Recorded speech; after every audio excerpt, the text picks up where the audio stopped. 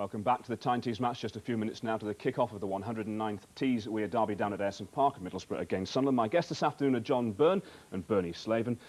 Bernie, can you really understand what's been going on at Middlesbrough? Because they've been starved of success and now they've gone and spent all this money, brought in Brian Robson, Viv Anderson, everything like that. Is that what the club really needed? I think it needed a boost, and there's no bigger name in the game than Brian Robson. And he's certainly changed things around and have got off to a flyer. He really is an exceptional player now, but how do you think he's going to adapt to management? Well, this is the thing, you know, he's played all the games up until now, and if he's to miss a couple of games, things may be different. His determination is bound to rub off on other players, isn't it? Say like Jamie Pollock. Oh, Jamie's always fired up for the games, but playing alongside Robbo, he's fired up even more. Now, John, the big thing that we're going to be looking for this afternoon are the two strike forces, really, and we've got the G-force for Sunderland, Phil Gray, Don Goodman.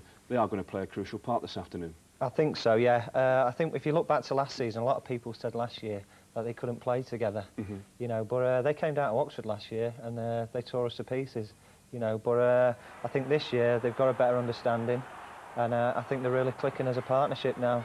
They've made a good start. That's Don opening his account there against Millwall. And, you know, he always celebrates in style, doesn't he? Well, he certainly does, yeah, but, yeah. Bit of luck there from the keeper, but it's a nice finish. He's an exciting player for me. I only played about 7 months with him, but he was a great foil to play with, you know what I mean? And Phil Gray, I've seen him a few times, and he's another good finisher, good player. And I think what the two of them have got, they've got a little bit of a mean streak about them, and they're going to be a handful this afternoon for the Middlesbrough defence. Clinical stuff from Phil Gray, isn't it? Oh, without a doubt, yeah. He's a good finisher and a very good player. Now, the one thing that's been going on up here recently is you've got Newcastle at one end, you've got Middlesbrough there, and you've got Sunderland in the middle, and Mick Buxton's finding life hard to really get into the headlines and have any kind of support from anybody. I think so, yeah. It's very difficult for him. You know, you've got two big names. You've got Kevin Keegan at one side and Brian Robson, you know, and Mick Buxton. No disrespect to Mick, you know, he's a good manager and he's got a good name in the game, but he's finding it a little bit difficult at the moment with them two big names. Well, Bernie, let's take a look at the main power up front for Middlesbrough this afternoon. It's John Hendry and Paul Wilkinson, of course. And they really are a tried and tested formula together. Yeah, last year they had a great season together. John Henry, I believe, scored 19 goals. He missed nearly half a season through injury. And he came back and... That's right. He was a winger in my time at Middlesbrough, but he's certainly done a tremendous job up front alongside Wilco. He's looked sharp and almost got really a call up to the Scotland squad, didn't he? That's right. I think he deserves it. He's had a great last season, he was great, and this season he started very well. Of course, we've got Paul Wilkinson as well. Well, Wilco's always dangerous, very good in the air, and goals like that, you maybe see one of them today. And really, you know, he was going to go away from Ayresome Park if things didn't change. He's now got to see his future there. Yeah, that's right. I believe he was wanting away, but Robbo came and I think he's changed his mind, and it looks as if he's enjoying it. As I said earlier on, that there has been a new arrival down at Ayresome Park this afternoon. It's Jaime Moreno. He's been introduced to the crowd at Ayresome Park. He's the Bolivian international, played in the World Cup, 20-year-old, signed from FC Blooming. Now his work permit has come through, and he's there in front of the crowd down at Ayresome Park this afternoon. Be interesting to see where he fits in, Bernie, because you actually came up against him when he played in Kevin Smith's testimonial at Darlington. That's right. He really impressed on the night. Great first touch, scored 2 goals. But I think it's all about the climate. You know, when the weather changes, he may be a different player. But he was very good on the night. Thanks very much for the moment, fellas. Well, we can now go down to Ayresome Park and join our match commentators this afternoon. Of course, it is Ian St John. And let's first speak to Roger Thames. We can't. We can. The teams are almost coming out the tunnel. I can see that. Hopefully, Roger can see that. Let's join him now.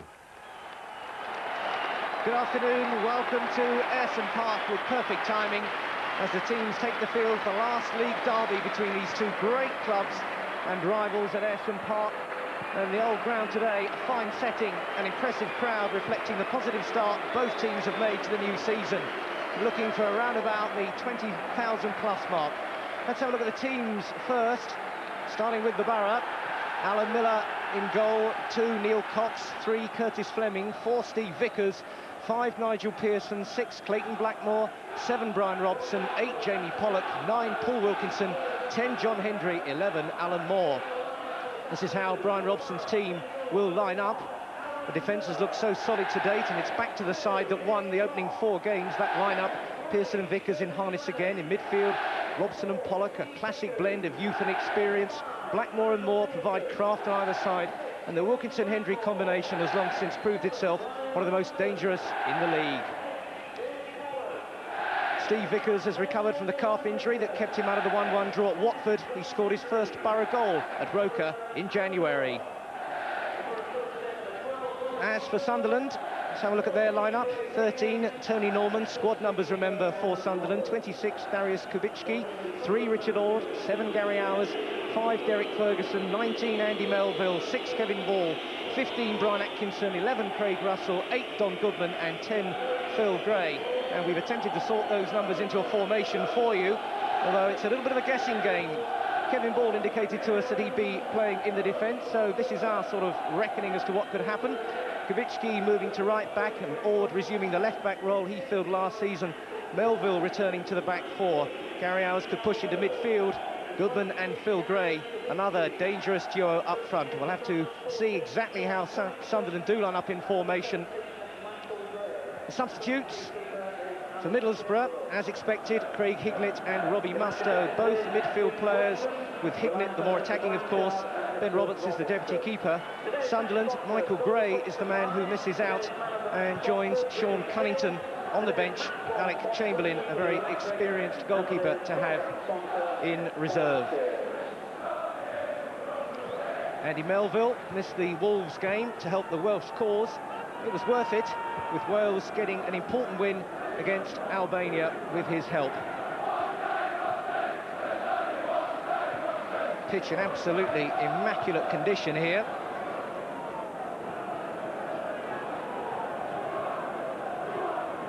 Tony Norman, who's made the goalkeeping position his own for Sunderland so far, with some assured displays. Spent most of last season waiting for his turn.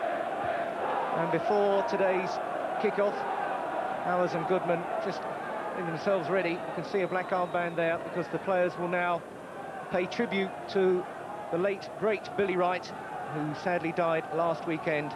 And there will now be 1 minute silence in honour of Billy Wright.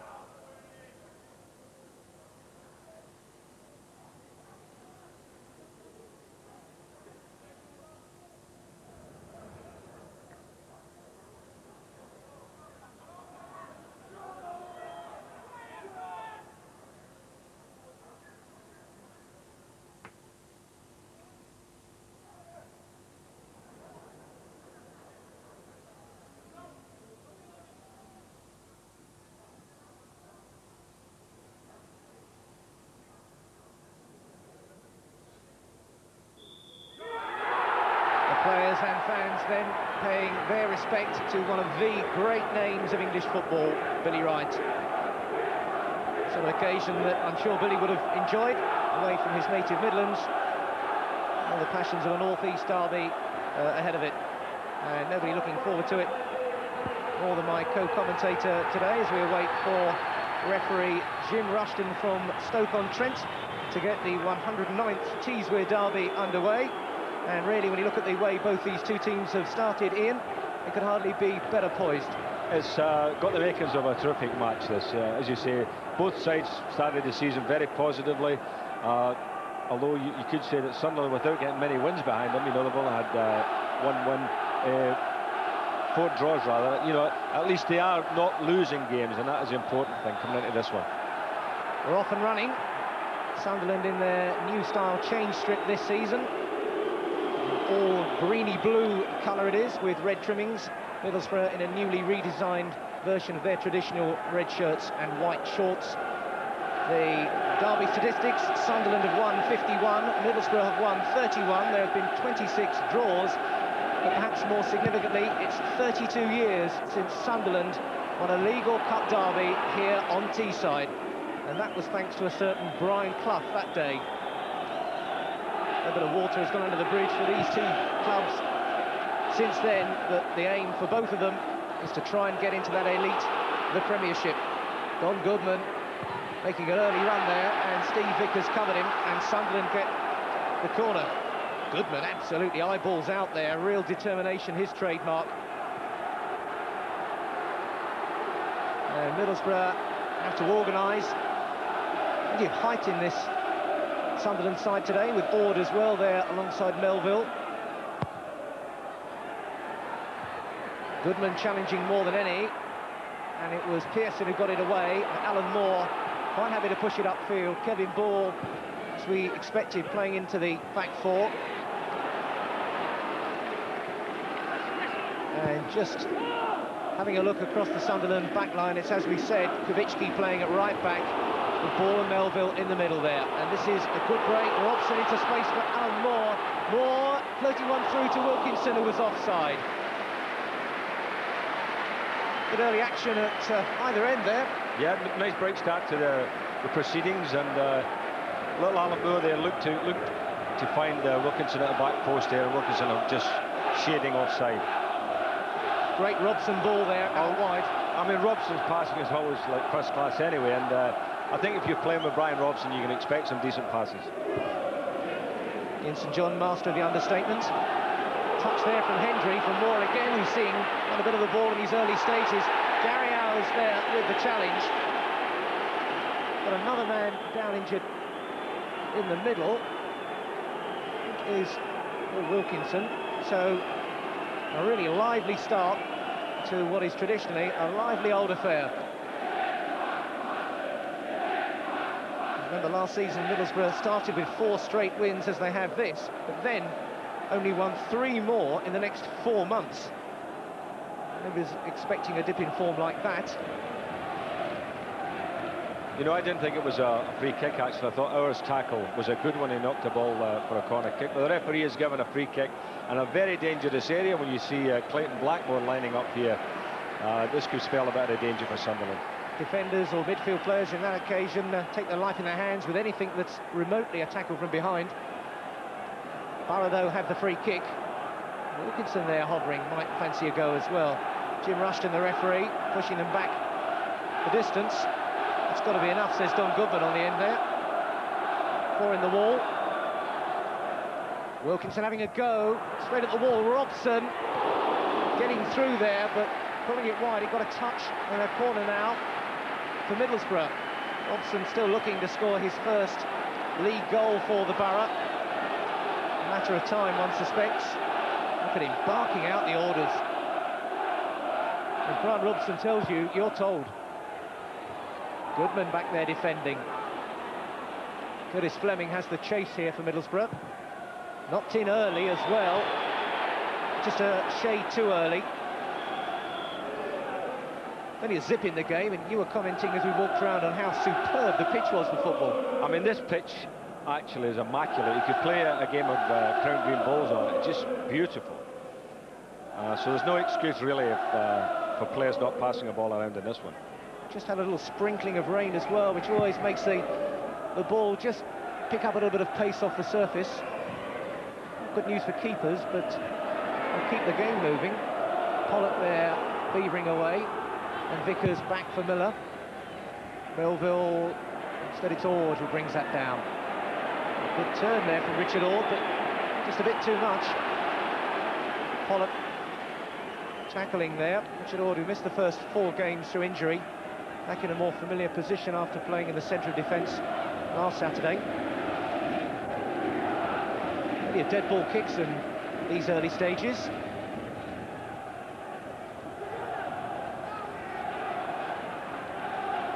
Kevin Ball, a bit of discussion as to how they play this ball in. Ferguson lifts it forward. Owers pushing and shoving there with Phil Gray trying to get away through. You'll find Pearson and Vickers a fairly formidable barrier. Alan Miller, who's played in an Arsenal Spurs derby despite only 8 league games at Highbury. Good touch from Wilkinson. Pollock supporting. Atkinson forward. It was a careless one, though. Pearson trying to play it round the back of Kubicki. Moore chasing him. Plenty of width on offer for Middlesbrough, Ian, with Alan Moore always offering that option out on the left flank. Well, I do like to see teams playing with width. There's nothing worse than formations where everybody's crammed in the middle and we get one of those dead games. I think the space is an important thing here, and as you say, Moore has got that out wide, and every time I would think a red jersey gets in the middle, he should get right out onto the touchline. It's a player who does like, as do most wide men, a decent bit of service. Atkinson working hard as usual. Just a touch on there from Gray as Pearson just edged forward into him.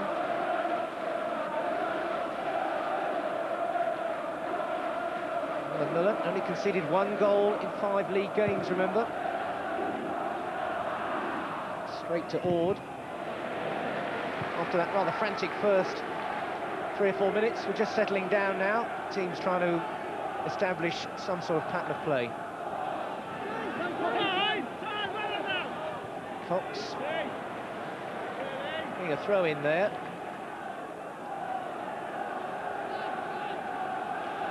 Or his first £1 million man, Neil Cox. Wilkinson tightly marked there by Richard Ord, with another central defender at left back. Could well just pass Wilkinson along the line if he takes up wider positions rather than pulling out central defenders.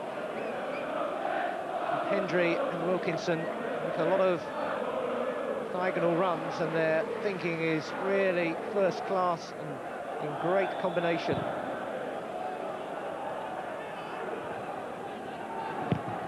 Pearson. There's been no messing in Nigel Pearson's approach to defending since he joined the Boro.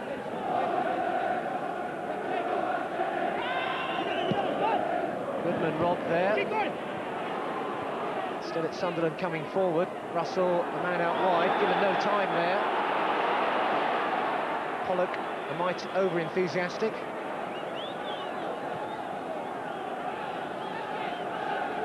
Keep it calm, the tone of that gesture one imagines. And a useful position for a dead ball kick. Sunderland looking to cash in.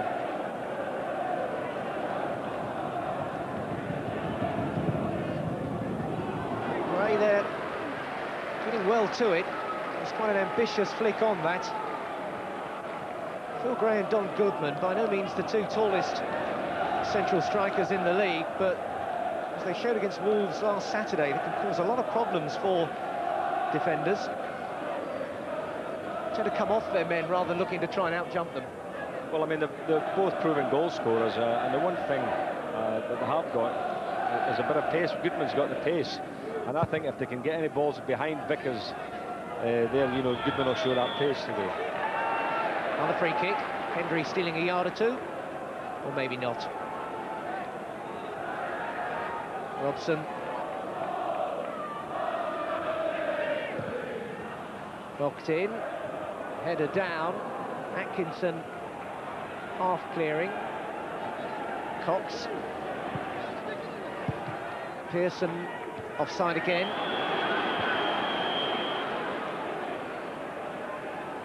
The linesman's certainly a bit quick with the flag there. I mean, I don't think he's obviously read the new directive about if you're level, you're onside, because he's pretty quick about getting that flag up and stopping the game.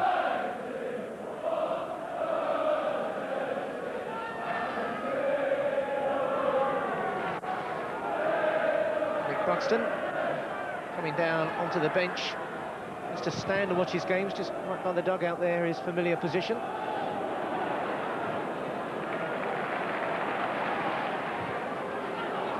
Moore forced wide there. Good defending by Kubicki. Defending in a very advanced position there.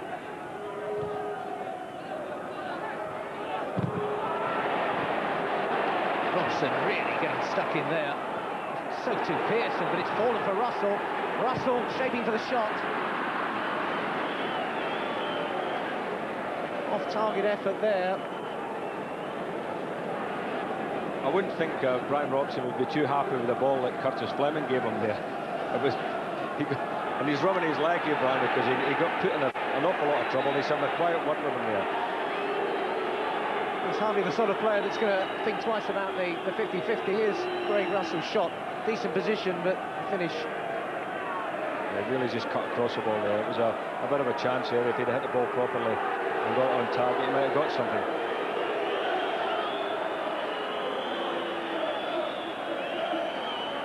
Delay here while Don Goodman gets himself ready for action. He's thinking about the other boot then as well, but felt that might have been pushing his luck.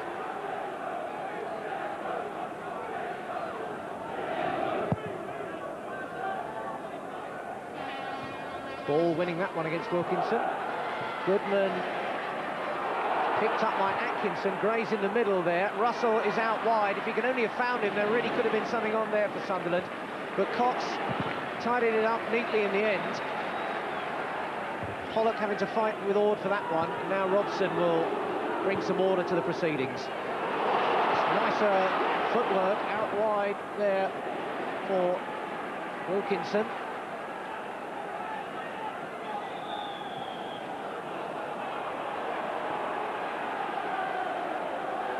Wilkinson wondering exactly what was going on, with play brought back. Actually, they took the throw in from the wrong place, and the referee's now giving it to Sunderland. So hardly an advantage gained there by nicking a yard or two. Gray with a nice turn, squeeze through for Goodman. Vickers has gone out wide. Sunderland trying to get support through in the middle.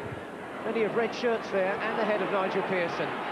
Pollock again involved in a real scrap with Atkinson, but Ord's picked up that loose ball. Gray looking for Ord to carry on his run, and Cox maybe not quite sure just how far Richard Ord had advanced. Ends up playing it behind for a corner when there might have been safer, easier options on. A little bit of indecision there in the ranks of Middlesbrough. The goalkeeper really should have taken command of that situation and balled at the two defenders and grabbed it, you know. Ferguson take the corner kick. Melville is right up on the near post. Ord's up there as well, and Gray and Goodman in short, which didn't really give any of them much of a chance, and Pollock, with flailing arms and enthusiasm, wants it upfield. Melville is a neat ball out wide. Gray trying to get there first, crashing into Pearson. The sort of run that Phil Gray will look to be making to maybe just beat the central defender to the ball and nip in front of him. Atkinson, Sunderland really taking the game to Middlesbrough in this stage. Russell trying to keep it going, that was good control. And again, Pearson, a reliable last line. Middlesbrough still under pressure. Robson and Hours. Kubicki now, taking his time, measuring the cross, but Miller, no problem. Kubicki, though, up supporting the attack. Blackmore now. Hendry. Going to take defenders out wide, looking for a supporting run from the middle, perhaps. Hendry. Melville. Hendry, back for Pollock. Wilkinson. There was just a timely little lean there, perhaps, by Andy Melville. All in a day's work for a striker. Hours showing his pace through the middle, and careless passing letting down Sunderland there. I think Middlesbrough are very cautious at this particular stage of the game here, Roger, because, you know, they've got 4 players back, 4 defenders back against 2. You know, they've got to say, OK, let's release one of the full-backs, let's get somebody pushed on there. A bad start by Sunderland, it's got to be said. They've been fairly bright and very positive when they've had the chance. You have to say they've had the best of the last sort of 10 minutes of the game, and you know, Middlesbrough are looking very ragged, and I do think it's down to that. They need to start pushing an extra player forward, back up the midfield players.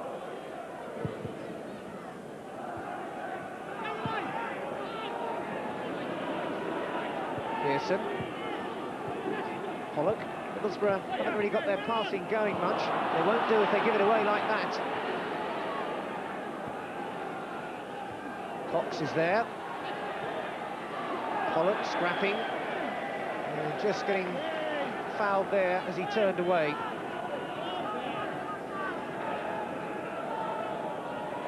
Ferguson, the player involved for Sunderland.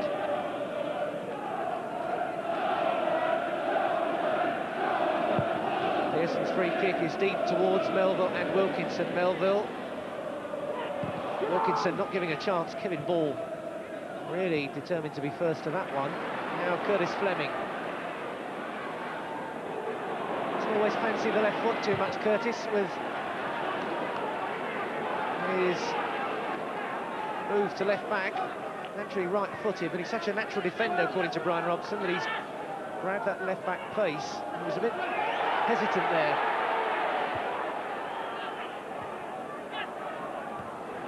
Fleming in well, though, on that occasion. Vickers, again, they're giving it away. Sunderland pushing on more in the midfield there, pushing up on their men and not letting Middlesbrough get any sort of grip in the centre. Pearson.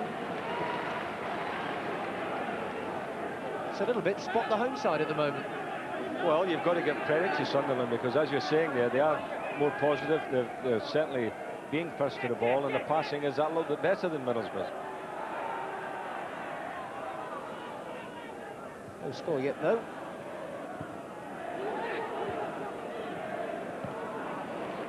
Ferguson outlined for hours. Kubicki very quick to support as well. Gray. Hankinson have gone forward. Again, Middlesbrough giving it away. Hours. Pearson. Now Blackmore and Hendry. Robson. Cox.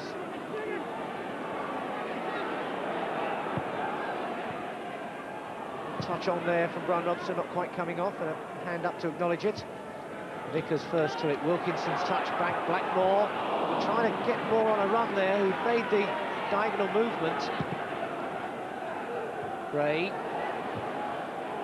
Russell providing the wide option for Sunderland. Unlucky. Just a little bit of grease on the top of the surface and sliding over the line.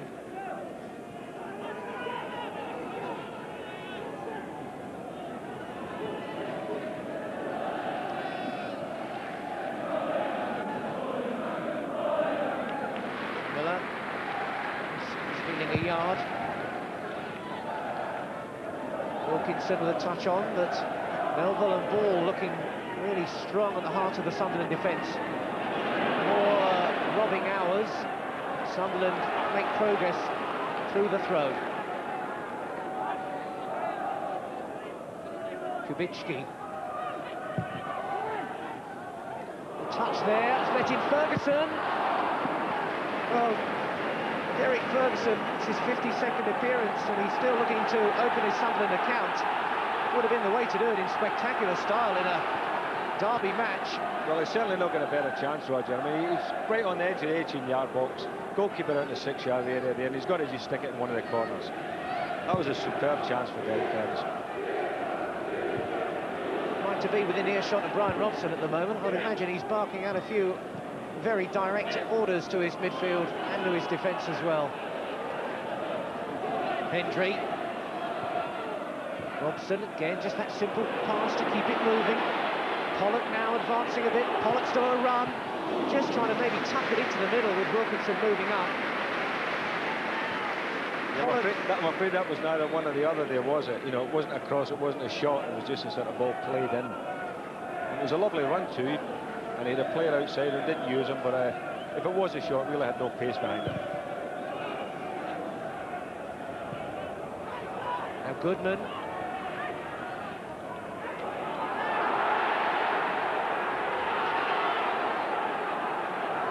Kubicki.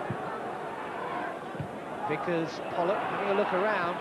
Robson, touch there, but cut out by Ferguson. Sunderland not letting Middlesbrough get it down and play their way out of trouble. And Pearson penalised there for lunging in on Phil Gray, and it's another dead ball kick in a position that could prove dangerous for Middlesbrough. Really central at goal. It's the head-on angle. Somebody might well be tempted to have a go for that top corner. I would think it's just a little bit too far out to beat the goalkeeper from there, but you can never tell. I would think they may try to look. Well, Goodman's going to have a go straight into the wall. Well, there you go. I was just going to say, would it be better plan maybe to try something else than whack it into the wall? Well, Goodman thought it was on, the Saint thought it wasn't, and it's 1-0 against St John on that one. And it's still 0-0 Middlesbrough Sunderland. Kevin Ball right in the thick of it.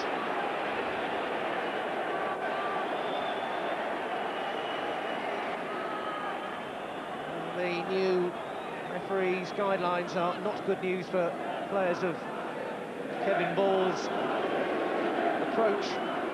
There's the actual incident.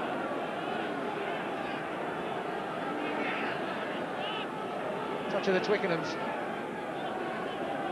I don't think I'll have too many arguments with that. Get out! Get out!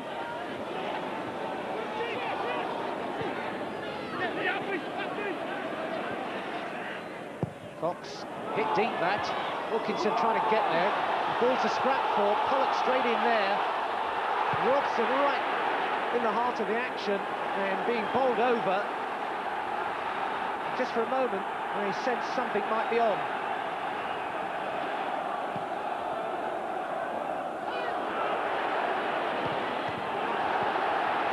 There's no half measures in it so far. That's one thing for certain. Real derby crash bang stuff in the challenges.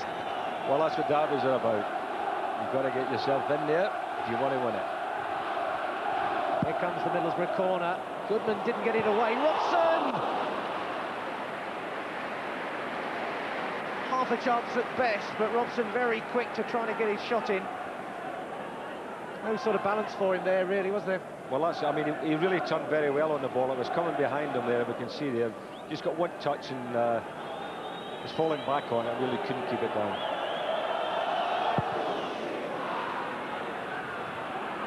Because pushing Goodman. Mr. Rushton's decision to a round of applause. Well, on the halfway mark, it's still 0-0. Looking for an opening.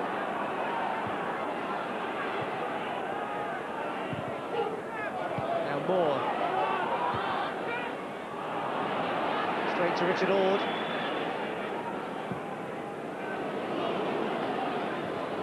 Goodman. Forced out wide by Vickers. Howes with the support. Moore has come right back to track him. Ferguson had stayed spare. Russell wanted a ball wide. Gray against the post. Terrific run and an effort by Phil Gray, and Alan Miller was beaten. Excellent movement there, and that really was saved by the post. What a super little ball it was in from Ferguson, wasn't it? Lovely ball, and Phil Gray so unlucky really not to score. There's a pass in. I just watched Gray. They hit it first time. He didn't need a first touch at it. You hit it first time and onto the post. If that had got in, it would have been very hard to have argued with the justice of the scoreline. Because Sunderland have definitely got into this game the more positive, and they've had one or two chances, and they won't come much closer to going ahead than that.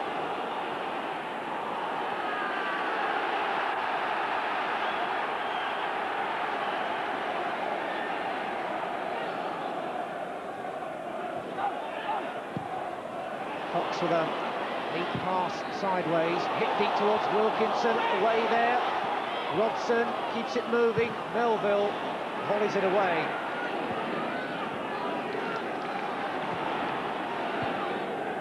Maybe that escape might just be what Boro need to get them really going, and Robson trying to make a run! How many times have we seen Brian Robson suddenly emerge from a deeper position? Didn't quite fall for him, did it? It didn't quite, but as you say, he's always in there looking for it, Brian Robson. He's looking actually for a penalty kick. I don't see where he would get the penalty there, do you? The three men obviously also aware of just what sort of a move Robson likes to make, and he was just crowded out by weight of numbers.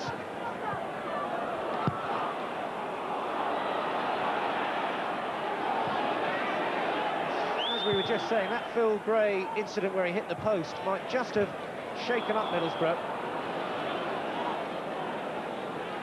Well, Sunderland, had they gone ahead, as you say there, would have thoroughly deserved it, because they have played a better football. They've had more possession of the ball, they've knocked it around a bit better. And it's a bit ragged at the moment as far as the Boro is concerned. Well, Gray, an outstanding game against Wolves, when he and Don Goodman for a 20-minute spell really had Wolves rocking and rolling, but they can only turn into one goal, and that may be the most significant fact. Sunderland have got to look to make their advantage really tell while they're enjoying an impressive spell. And they've got a corner. Still Boro cannot get the pressure off themselves. Curtis Fleming going into a middle position. Melville, of course, is up there, and Ord, and Goodman, and Gray, all queuing up. Melville's run towards the near post. Goodman! Oh, he really got up for that one. Melville made the run towards the near post and opened up a bit of a space, but he couldn't really get it away from target. But Goodman really does get up well. Thumping effort, that.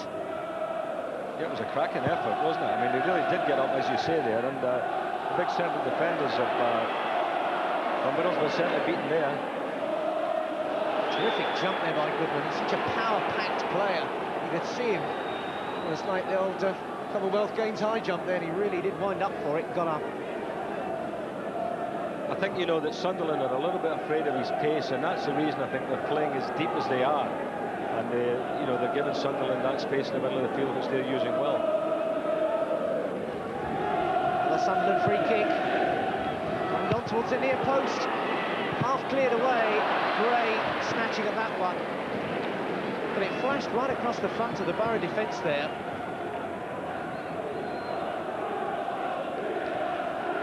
Much harder for them to deal with, and Goodman and Gray, the sort of players that will benefit from that sort of service. If Sunderland rather knock it straight in from a deeper position at the two big central defenders of Middlesbrough, they'll cope with that all night. But that was a good little ball played short for the top one at the near post. Good free kick. With Anderson there, a man on the bench with John Pickering for Middlesbrough, looking deep in thought.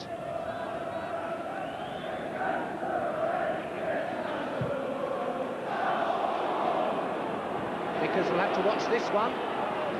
That's what I'm meaning, actually, about them defending very deep. I think they're afraid that Goodman, if they push up a bit, Goodman might have that space behind them for balls played over the top, and I think that's what they're afraid of. So they're sitting back a little bit, but it's given all that space in the middle of the field to Sunderland. Gray, Melville, Pearson again, Blackmore, Pollock, Robson, Wilkinson. Now here's a great developing. Hendry's in the middle and going for it. Hendry got to it first, and Norman scurrying across his goal gets a path to it. And Wilkinson and Hendry, the telepathy really had Sunderland going. Fleming forward now. Hendry turned that move to his advantage. That's the best chance they've had so far in the game. I mean, he did well there. He thought he'd lost the ball, but turned very quickly, managed to get the shot on, and it was certainly going in, I think, at the back post here, and a good save by Norman. It's such a terrific combination. In fact, it's really fascinating to see two central striking partnerships in Goodman and Gray and Wilkinson and Hendry, who can really hit it off well together. Very much our two partnerships.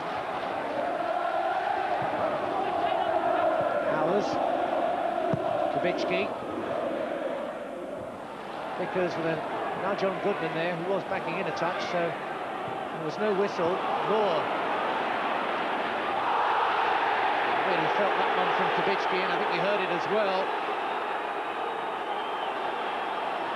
The old-fashioned whack across the shins. I don't think Kubicki can complain about this one, because he's saying he got the ball, and obviously he never got the ball at all.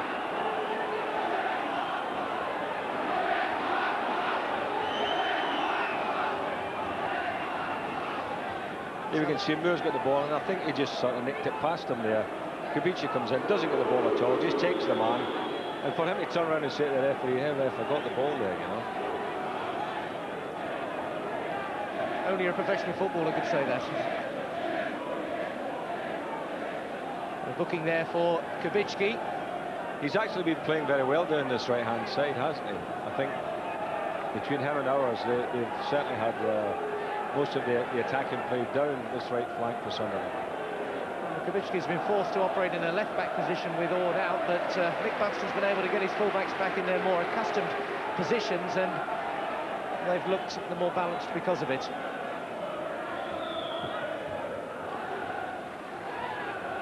Vickers. Away by Ball. Fleming. Well offside. Stevie Vickers actually played the ball through the middle there when he'd Cox with acres of space out on the right-hand side of the field. And all he has to do is turn, knock it there, and the ball would have come in from a better angle. I suppose when you've got such a productive partnership as Wilkinson and Hendry, it's tempting to just get the ball forward to them as much as you can when there may be more patient but better options out wider. Well, I always think the ball from the flank is always a better ball than the one pumped down the middle. Pollock getting in well there again. Ball. Kubicki. Goodman will chase everything. It's out of play though.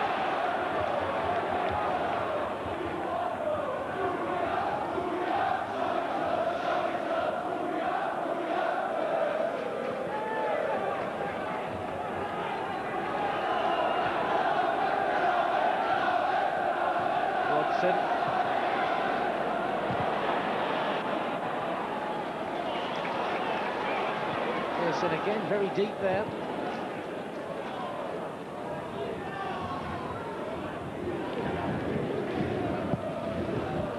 Flags up. Melville had let Wilkinson go.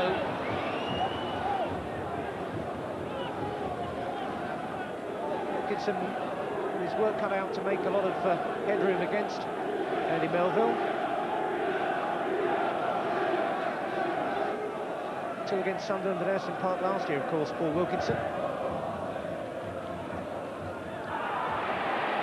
Hodgson again, really determined to win that one. Through to Doug Goodman. Referee deciding the ball is not going to emerge from that loose ball. It's an irrepressible character, Goodman, isn't he? Really so combative in the way he plays. Let's just see this one develop to see if Hendry can push up further on Kevin Ball here. Ball with it all under control. Blackmore getting a foot in there. Ord. It's a good ball to Phil Gray. Atkinson through the middle for Goodman. Goodman now could be in here. Doug Goodman. Well, that was what you've been talking about, Ian, about just getting the chance to have a run at Borough's back four and then being a little bit worried about his pace. And certainly that was the case there. Well, that was exactly the ball we're talking about, and he got himself through and made a bit of a hash of it, didn't he? Got right underneath it and over the top of the stand. But that's the danger ball. That's Goodman at his best, and if Sunderland can continue to play those little probing balls through for him, he'll get something today. Hours, Alan Moore. Played up the line there for Wilkinson to have a chase, and Ball plays it away.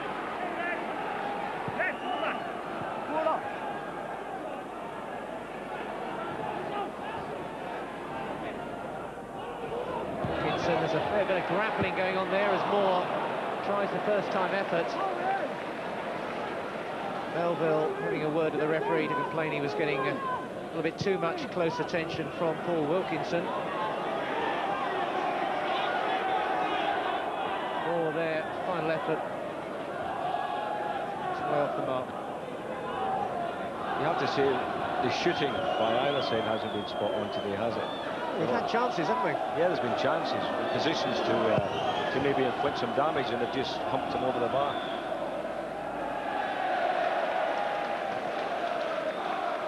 Miller's had to catch a couple of balls at him, but he's really been able to just stand there and collect it comfortably. And Tony Norman, just that one diving save from John Hendry.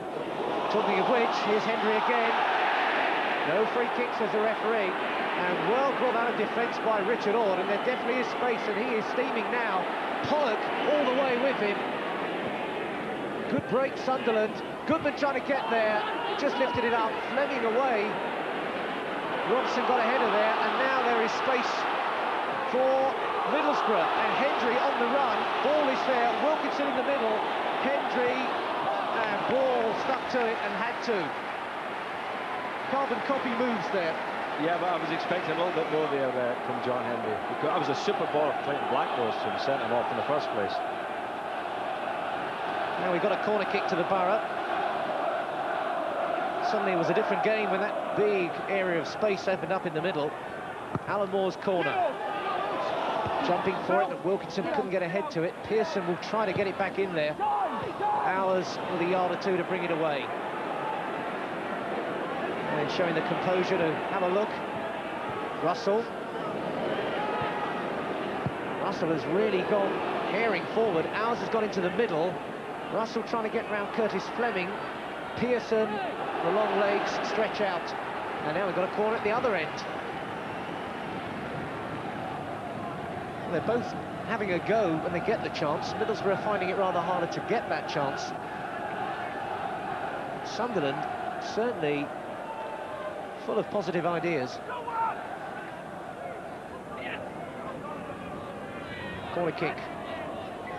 Melville right on the line coming off it. Goodman trying to get up again, still not clear. It was Pearson who jumped in there. Back out wide for Ferguson. Still all the bodies ahead of him. Wilkinson's flying header. Hendry looking to roll his man, and doing so. They've got spare men wide if he can push it. Now the break's on. It's Pollock breaking. Hendry's in the middle. Can he find him? Hendry, flying effort straight at Norman. What a fine counter-attack that was. Oh, exciting move. Great little move, that. Great ball in by Pollock as well, wasn't it? I was expecting John Henry actually to bury that one. Here we can see the ball getting played in. Henry with a leaping header and actually shoots straight, right at the goalkeeper. Bursting effort there by Henry to get up and support, but now it's Goodman. And a yard or two for Russell. Craig Russell, that's an excellent goal! Russell puts Sunderland ahead, and absolutely first-class finishing. The Wearsiders are jumping, and Craig Russell from South Shields, a local lad, opens up the Boro. What a lovely strike, beautiful strike, and he went round Clayton Blackmore so easily there, onto the left foot, across the goalkeeper, into the far corner, and really the goalkeeper had no chance. Alan Miller, no chance with that one. Beautiful struck ball, low pace, tucked right in the corner. So it's Sunderland, 32 years since they've won on Teesside, but they've got into the lead here, 1-0. Craig Russell, his first of the season, 9 last season. What an impact he had. Brought back in against Wolves last week, and he's really got the Sunderland supporters jumping now. About 7 minutes to go. And Nick Buxton's red and white army, as the flag there said, I think, have got the goal that their efforts have deserved. Couldn't argue with the scoreline again, could you? No, we've been saying that for the last sort of almost half hour, that they've been slightly the better side. They have been creative, they've always looked a more dangerous side, and they finally got it. Just when you were talking about you were disappointed in the quality of the finishing, to get something out the top drawer. Oh, that was beautiful.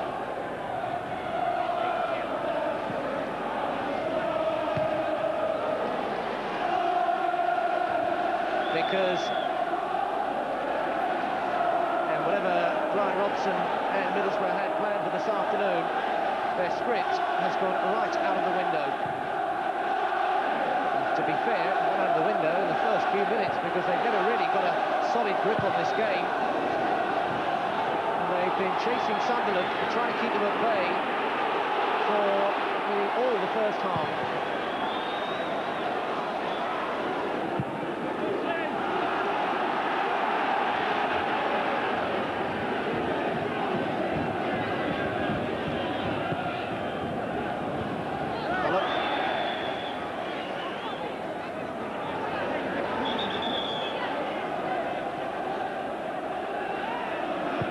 Or so left here. Robson just letting it run and prodding it wide again for Pollock, lifting it forward. Hendry turning his man, trying to get the ball in, still with it. Hendry turns and turns again, has to settle for the corner kick. Does he? No, they've got it away. has that ability to just rock and roll his defender and shrug him off. But Sunderland stood firm then. Hendry again.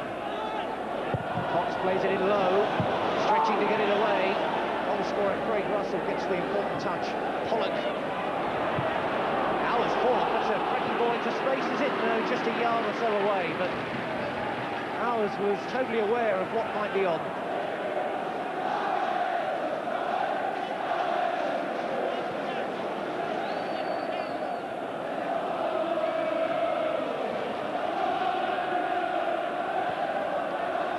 Robson, a man from Chester District, will know what this game means for two sets of fans, and he will not be at all happy with his Boro side.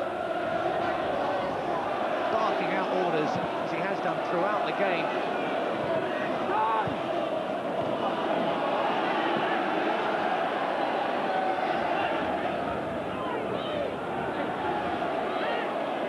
Winding up for the throw towards Wilkinson.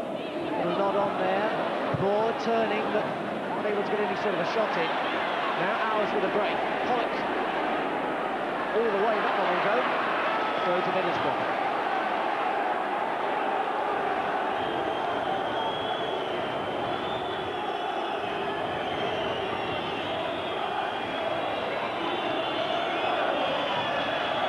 A little bit of attention needed over there while Curtis Fleming waits to get on with the throw.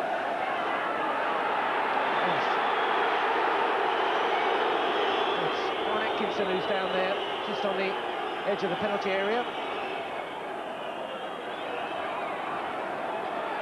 Referees are expected to make sure that treatment takes place off the pitch. I think that Steve Smelt, the Sunderland physio, will be over-fussed about that at the moment. Well, I don't think it's trivial, because I mean he can hardly get up. It looks as if he's got a bit of a problem with that right knee. Probably try and just get it through to half-time with only 2 minutes left. Atkinson, who's a ferocious worker in midfield, maybe paying for it there, and we stayed back. It was a bit worrying for Sunderland, and he's just getting treatment off the pitch now. And as Ian said, it's the knee that's the clattering. Sunderland, the last two games have given goals away, as Mick Buxton and Trevor Hartley will know only too well. In the last minute or two before half-time, they did it against Grimsby, and they did it against Wolves. Middlesbrough trying to make a frustrating hat-trick for Sunderland as they push forward. Wilkinson with a touch back. Robson trying to find Cox, who come up to support.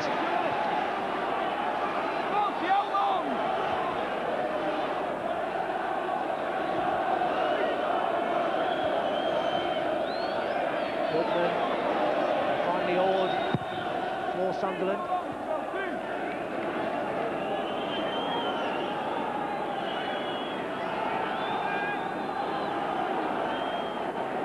Tight there on Hendry. Wilkinson didn't get to it. Melville made sure. Vickers, it's a big header back. Cox tried to nod it on, but Goodman gets the ball down. Not for long. Blackmore looking for Wilkinson. Wilkinson trying to get there first. The playback is obstructed there by Kevin Ball. Tony Norman looks unfussed.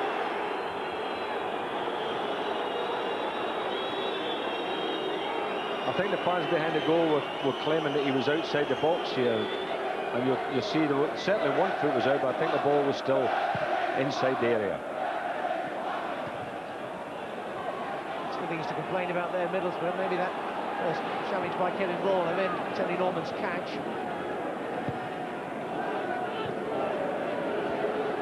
Sean Cunnington is stretching up off the bench there. Still only, well, we're in stoppage time now at the end of the first half, but that doesn't bode well about Brian Atkinson. We're into stoppage time.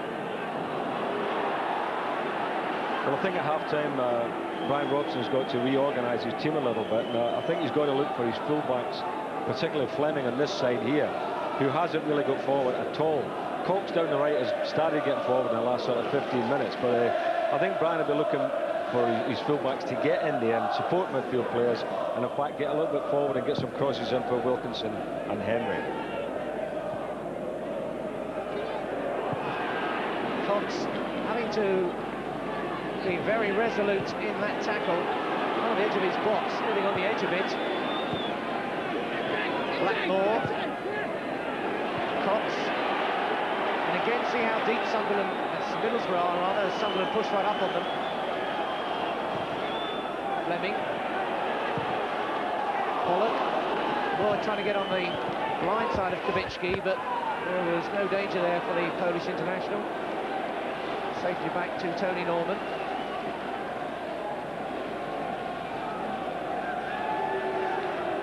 Always open to question just how much stoppage time this season referees seem to be adding on. Had the trainer on 2 or 3 times. There is a definite policy to make sure that they get the full amount. Pearson.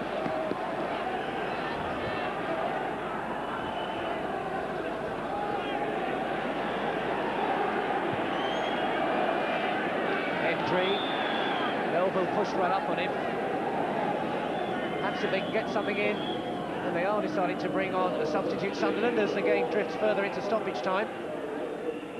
Sean Cunnington it is, will be wearing 14, coming on for Brian Atkinson, who had that knee problem, singing him out of this derby match. 2 minutes into stoppage time. Ward with the header away. Cox. Moore has gone out onto the right-hand touchline. They might just be able to lift one in towards the goal and force something as the referee adds on time at the end of this first half. Cox. Blackmore into the middle. Kevin Ball putting his head in there when 1 or 2 might have hesitated.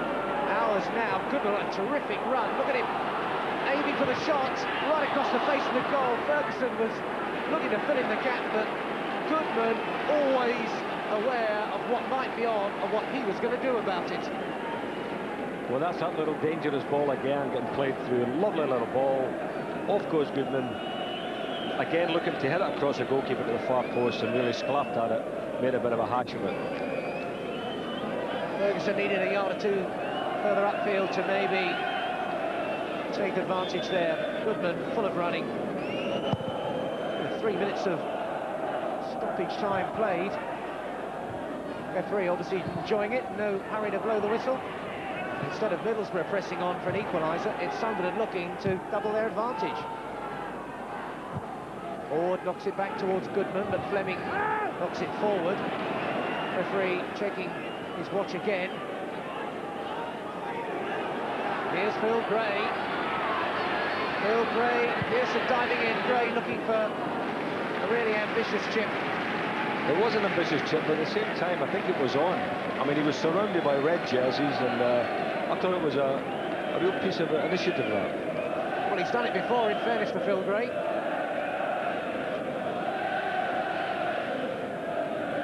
And 4 minutes of stoppage time now. Everybody getting their money's worth. The tea will be cold in the dressing room by the time they get in, won't it? Hours. Robson scrapping there, Goodman. And that is the half-time whistle. The first 45 minutes that really belongs to Sunderland. They were the more positive right from the start, and the goal, which came from Craig Russell after 38 minutes, was no more than they deserved. Middlesbrough have not performed like a top-of-the-table team, but it's only half-time. Well, I have plenty of analysis in the break. The half-time score, Middlesbrough 0, Sunderland 1.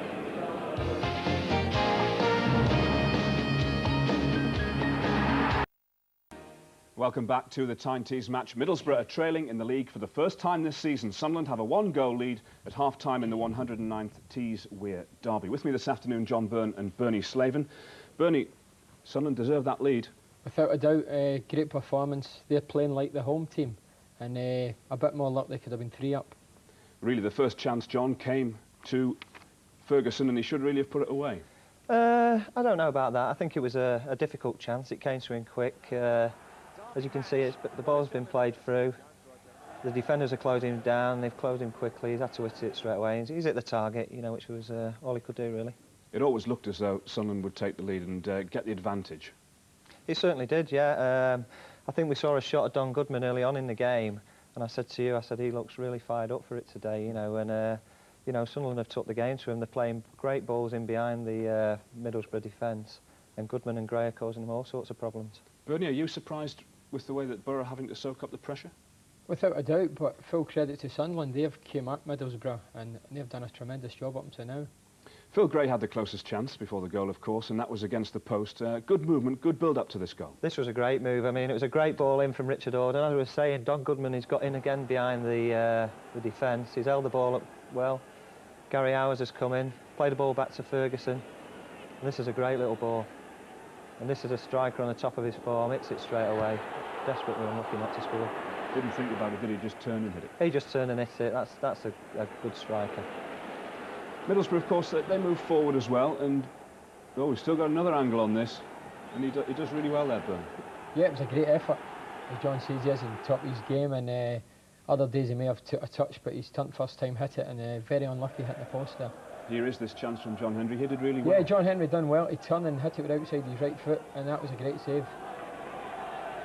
And it was always going to be the advantage with Sunderland. They were pressing forward all the time. You just felt that goal had to come.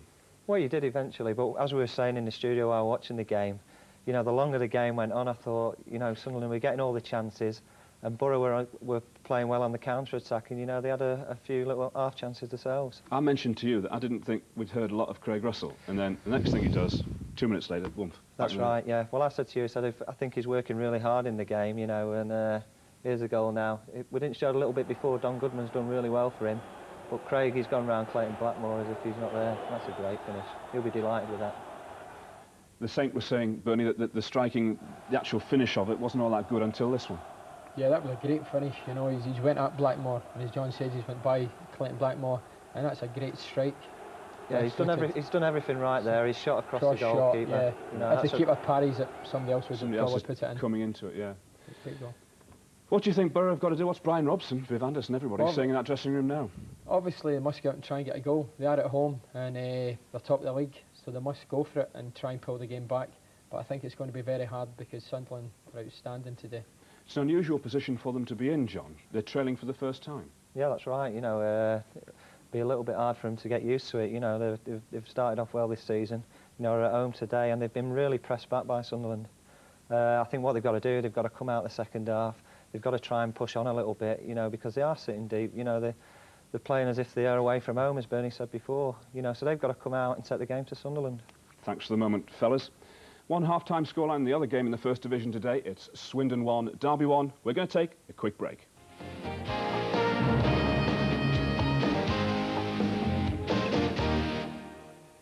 Welcome back to the Tyne Tees match. We can now go back to Ayresome Park. The teams are coming out for the second half of the 109th Tees Weir Derby. Here's Roger. And welcome back to Ayresome Park. Just checking across the team, it's as though Craig Hignett is out for the second half. Just to see who's missing out of the lineup. May well be Clayton Blackmore, who was struggling on both sides ago, a hamstring problem during the week. And Hignett, who is an attacking midfield player. Interesting, he's starting, there he is, number 14, lining up just behind, rather, Hendry and Wilkinson. Maybe Brian Robson will look to hold it tighter with him and Jamie Pollock and just let Craig Hignett have a freer role behind the two central strikers. Sometimes last season, Hignett was pushed out a little wider. So it's Hignett on for Clayton Blackmore.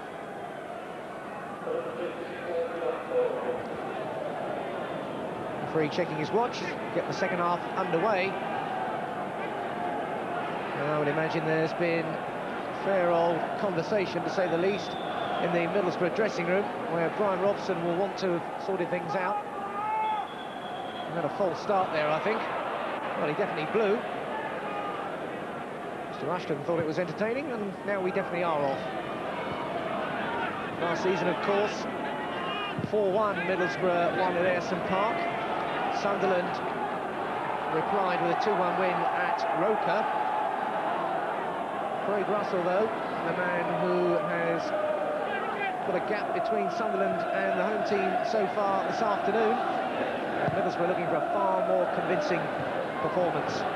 Hignett involved straight away, ball knocking it away. Remember, Sunderland brought on Sean Cummington instead of Brian Atkinson in stoppage time at the end of the first half.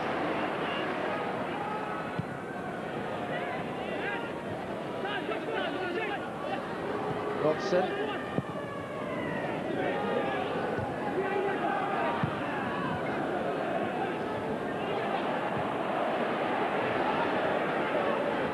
Getting some word from the bench that was strained knee ligaments that forced Brian Atkinson out, but it's a tactical move by the Boro that sees Craig Hignett on.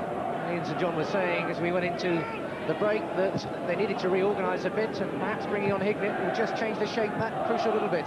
Well, you know, Brian had to think about doing something, and he's done it. It's a positive move, and he brought him on. And I've noticed that in the first couple of minutes, Curtis Fleming has got advanced for the first time in the game. He's actually went past Moore there, so maybe he's been told to get on. But here it's Moore looking for Hendry moving through the middle, but Melville was covering impressively. A win for Sunderland will take them to 6th place. 10 points from 6 games. There's 40-odd minutes of football to go before we start talking about winners and losers. And straight back for Hignett.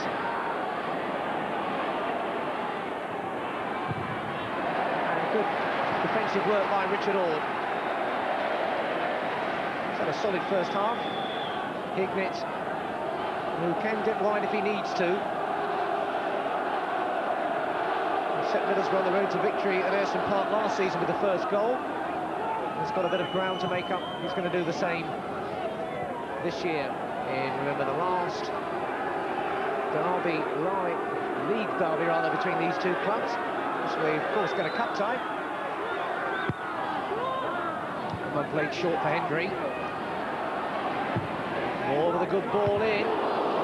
Way there as Vickers came in on the far post. It was Ord again, the last line. Hignett forward for Pollock, who couldn't turn. Ord again gets it away. Moore first to it. Little back heel there. Hendry shoved out of it by Ord. And now Phil Gray. Goodman. Gray, as Howes made the run forward. Pollock. Hendry offside. Better sort of ball in that though, even though it was a bit premature.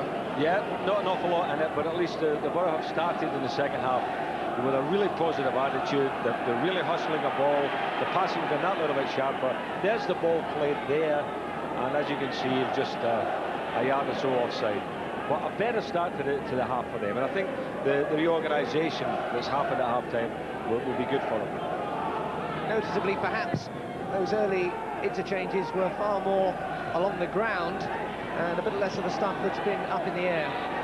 Melville and Cole have dealt with comfortably.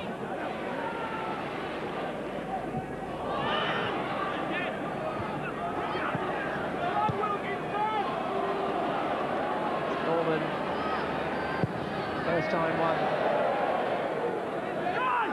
Ord managed to gain a few extra yards.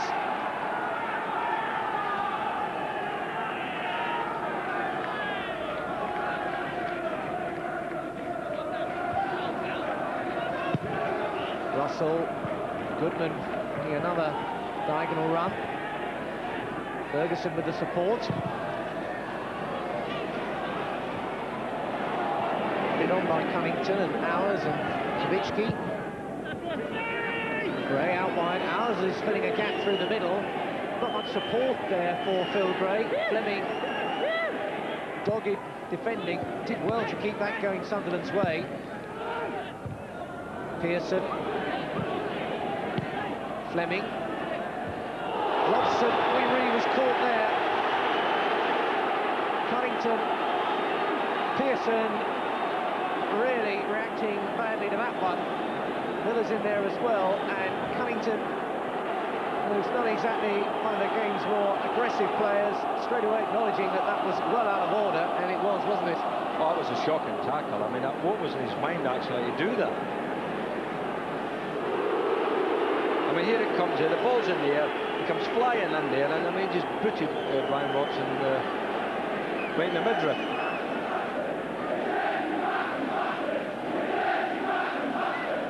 I have to say, throughout the first half, Brian Robson was getting quite a bit of attention in the sense that the Sunderland players were making sure he didn't get much space, which is part of the game. I mean, he's a class player, he's been a world-class player, and you don't give him time and space. But I mean, to resort to that type of tackle now is just ridiculous. I mean, look at that. I mean, you can't tell me that Cunnington was going for the ball. I don't believe that for a minute. As you said, I think most aptly, I really cannot imagine what he was thinking of doing. I suppose he wasn't thinking. I mean, everybody could see that Robson was going to head that ball. I'd say he's a very lucky boy still to be on the field. Well, I suppose maybe if it had been one or two of the players with slightly more questionable reputations, they might have gone for that. I suppose the Vinnie Jones of this world would say, well, if I'd have done that, I'd have been off. I would say you're right on that one, which would be totally unfair, because, I mean, a foul is a foul. It doesn't matter who commits it. Bobby Mustoe looks as though he's coming on, and that really is a blow, and you can imagine Brian Robson is in big trouble if he'd actually come out of the game.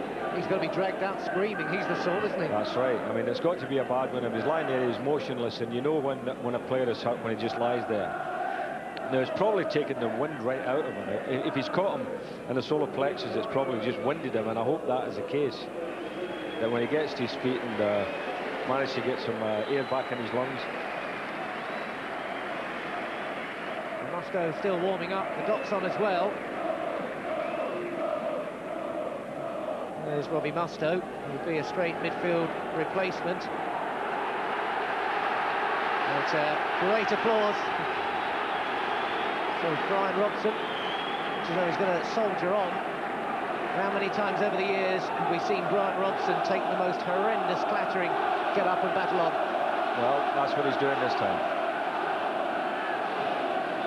Not the biggest man in football, but he's one of the hardest. I would think Mr. Cunnington better be careful now. Well, a long think over a 50-50. He was fairly relieved that Nigel Pearson didn't get to him. Played in, and Middlesbrough looking to hit Sunderland where it really hurts, and Goodman dumped down by Robson, who says, I have recovered. Maybe it's one more for the rich and one for the poor, but if somebody else had done that, would they have maybe got a booking? But Brian Robson was a positive challenge, shall we say. I mean, that was always going to happen.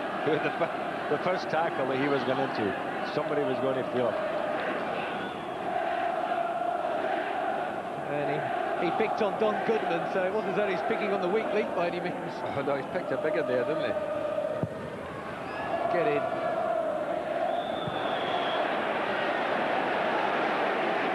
I just hope the game doesn't deteriorate now and become a bit of a hacking match. Brian Robson making the point that nobody's going to be wimping out on his team. Wilkinson getting a little touch there. Moore. Wilkinson trying to go through, looking for a penalty. Jim Rushton says no chance. Robson knocks it through. Robson is not 100%. He seemed to hold himself awkwardly as he played that one through. Wilkinson still going on about the penalty that wasn't. As you say, it's just to that little edge now, the game, wondering which way it's going to go. Boro have got to get on with the football. They're one down.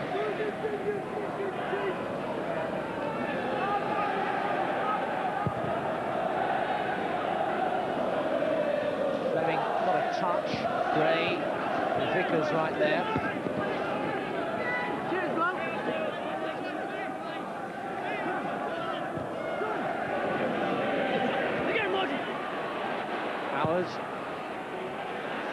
And Russell, a gift, and he's taken it. What were they thinking of? And Craig Russell cannot believe it. On a plate, 2-0, both to Russell. Can you believe that? Well, it was a terrible mistake, really, between the goalkeeper and Pearson. The ball's played there, and you can see that Pearson there has a lunge at it. The goalkeeper thought he was getting it, was caught in two minds, was stranded no man's land, and Russell won't get an easier little goal than that one. There the ball played in, and you can see Pearson was never going to get it, and what the goalkeeper obviously assumed, I don't know that he was going to get it, came out there and beat both of them.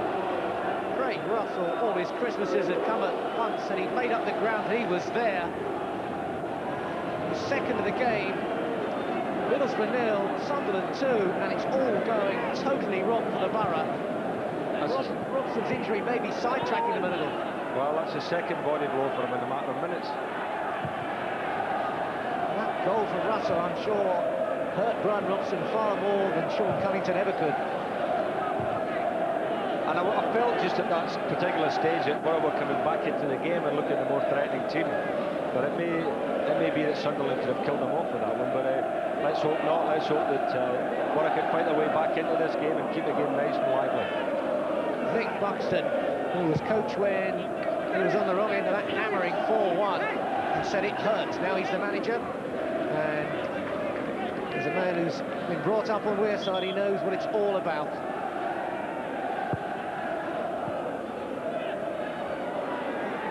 Nick Buxton had said before the match that he'd never met Brian Robson. Brian Robson will not be mistaken as to who exactly Nick Buxton is now, if he ever had any doubts at all. As Buxton's team have stamped their own personality on this match. Wilkinson.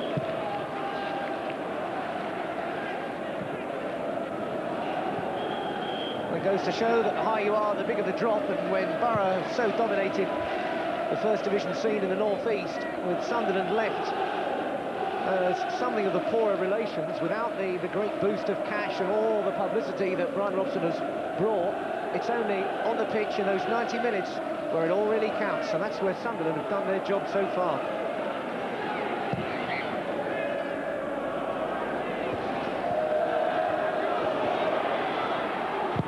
Still Sunderland looking for a way through there. It was Cunnington. Middlesbrough flat as a proverbial pancake at the moment, looking for a lift and looking for a way back into this match.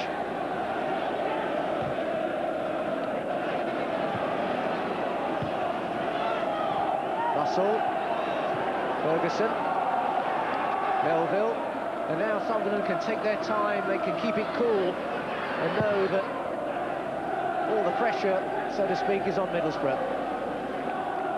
Moore, Robson, Hignett, must be offside, yes.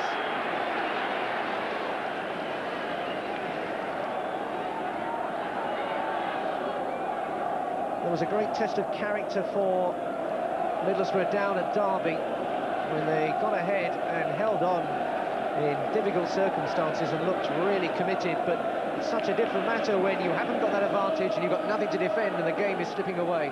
And this is a real test of what Brian Robson's team are made of so far. At the moment it's not a heart problem, it's a football problem. That's correct, but let's see what they can make of this one. Pollock. Hendry. Well, Hendry having a go. A few more efforts like that will remind Sunderland that while John Hendry is still around, this game is far, far from over. Pollock flying through the midfield again and having a look up as well. One of those runs out wide, but the finish not what it needed to be.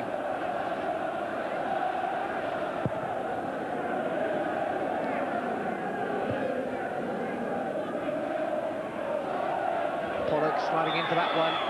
Ferguson. I would have thought the referees to have let that flow there. You know, Henry had the ball and the Reds were on the move. On the move now through Cox. Hendry pushed slightly deeper. Two men to get through.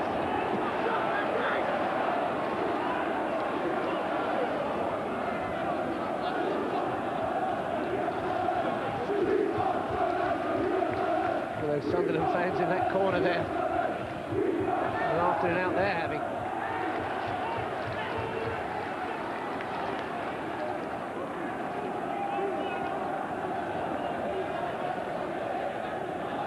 Middlesbrough 0, Sunderland 2. Both goals either side of half-time by young Craig Russell. And Sunderland with very much the upper hand.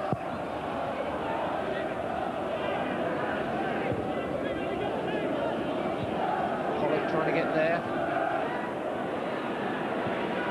Ferguson. Ward. Russell, the destroyer. A man out wide. Ball forward for Richard Ord. Robson trying to challenge him, and there could be another one here. Great save, Miller.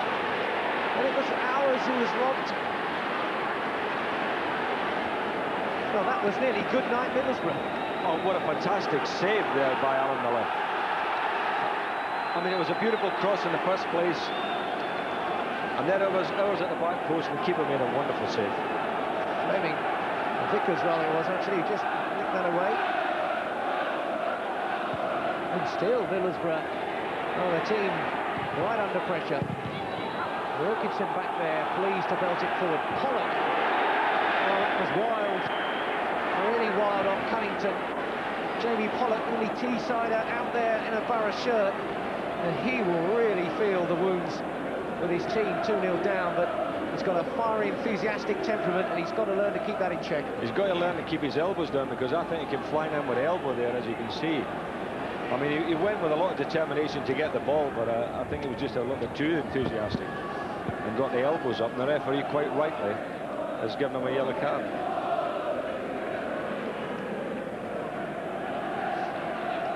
Middlesbrough really have to get their passions channeled in the most productive way. They're going to save something here. Being caught up in a derby maelstrom of tackling and chasing is not going to break down Sunderland.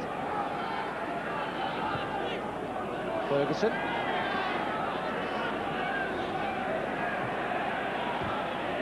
Away by Cox. Ball. Moore now onto it. Moore's the sort of player who can open up a team. Pollock full of running, but a neat touch there, and Ferguson giving it straight away to Pollock. Robson forward to Hignett now. Cox on a run. Craig Russell robbed again by Hignett. Can they turn it around here? But he just can't keep it in. It's the sort of midfield challenging they need, though. Hignett making up ground there. He's done well since he's come on, Hignett. You know, showing a lot of enthusiasm, a lot of determination.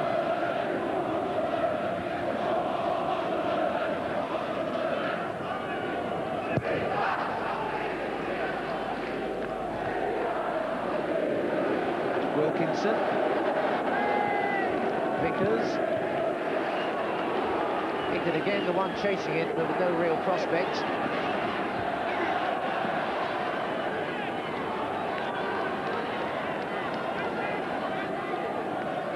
Hignett. £500,000 buy from Crewe. Those 4 goals against Brighton in one match last season, but never really built on that as the campaign carried on. Great Coca-Cola Cup performance. Obviously dead keen to be a part of Brian Robson's new Boro setup. Vickers jumping again.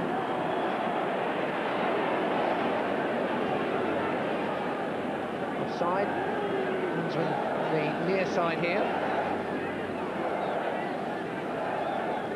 Goodman, who scored here last year and missed a penalty that might have brought them back into this game. Last time out, having a rather more enjoyable afternoon at Ayresome Park. Former teammate of John Henry as well, of course, when they were both together at Bradford. It's only Norman slipping there, but Sunderland still have the ball.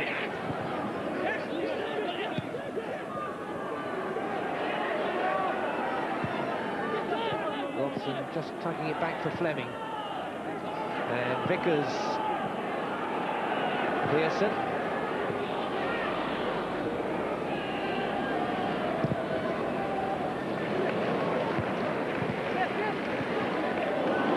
Now Moore. Fleming just couldn't take it in his stride, and the opportunity was lost. And he wanted the fullbacks to push on Ian, but was a bit of a lost opportunity. Well, it was, but when that happens, and you can see what I'm on about, he has got to go up and support on the flank there. He's got to go up and give him a little bit of help. He's got to help young Moore over there, Fleming, and he did it there, and it was just a case of the ball wasn't quite at his feet when he made the run through. But he's got to do more of that. They've got to try and get in behind Sunderland players. Board.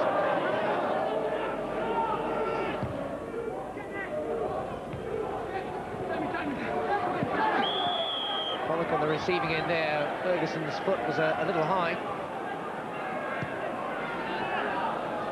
Hignett. Pollock. Hignett picking up the loose ball. Hendry was a weak ball forward in the end from Hignett. Chasing after it, and how often does that happen when Hignett realises he's made a mistake and gets a rush of blood and then ends up in the book? I mean, it certainly wasn't a serious offence, was it? It was more just a trip. He was late getting there. But it was all down, as you say, to the frustration in the first place of having given a bad ball in a good position. Yeah, I think he went for the ball there, but was never ever going to get it, and it was just a straightforward trip. 5 in the book so far. Sad to say, it's a very average tally these days. They're pretty fierce. It's not gone too far over the edge, apart from that challenge on Brian Robson from Sean Cunnington. Cox getting stuck into Russell there. That was okay, said the referee. Pollock not facing the goal. He's got options. He's got Wilkinson. Wilkinson just got shoved out a bit wide then. Fleming now supporting. Hendry up there. Hignett down and more and blocked. They got bodies in there, Sunderland, and that was crucial. But that was better from Middlesbrough. Oh, much better from Middlesbrough. There's another booking over on the far side.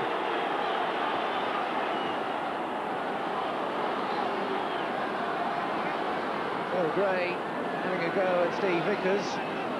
He's now in the book. Another yellow card. Let's have a look at that opportunity just there. Moore got the shots in, and the ball got blocked before it got through to the goalkeeper. But I actually thought there'd been a handball just a second or two ahead of that. I thought one of the defenders had got his arm to the ball. Ball got that one away.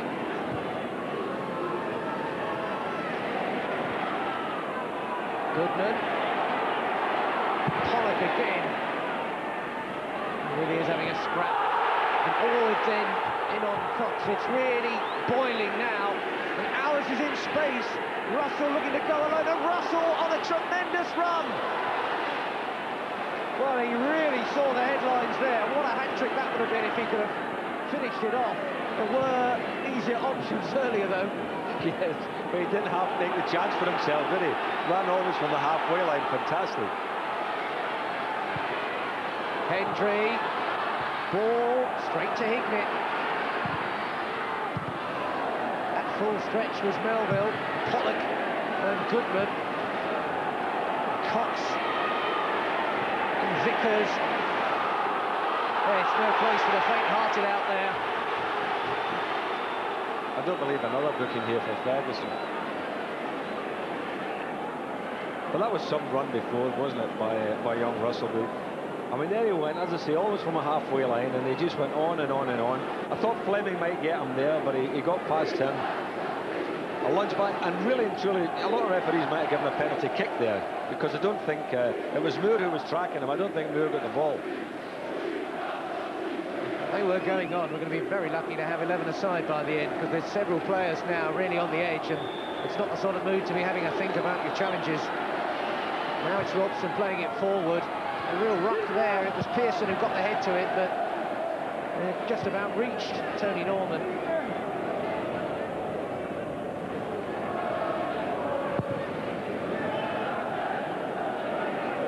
Robson, a shove there on Cunnington. Cox. Melville and header back. He had a commanding game, Andy Melville. Brought back in today. Not a bad decision by Mick Buxton either. I think both the centre-backs have played very well for Sunderland. Ferguson and Gray swapping passes. Ferguson, now Goodman, who's operating a bit deeper. Gray, Pearson wanting a bit too long, getting a second chance, and Middlesbrough just lost it in attack there for a minute. Pollock was standing still, looking around. Not that Jamie Pollock stands still for very long in the game. Just got that feeling in the game that Middlesbrough are getting a bit of a head of steam up, and if they perhaps get one now, it will be really all to play for. Now Moore, certainly Boro's most dangerous spell of the game so far. Hendry, Cox. But suddenly now we're seeing fullbacks making runs, Cox is getting involved, midfield players are really looking to get on the end of forward passes, and it's a lot different approach by Middlesbrough.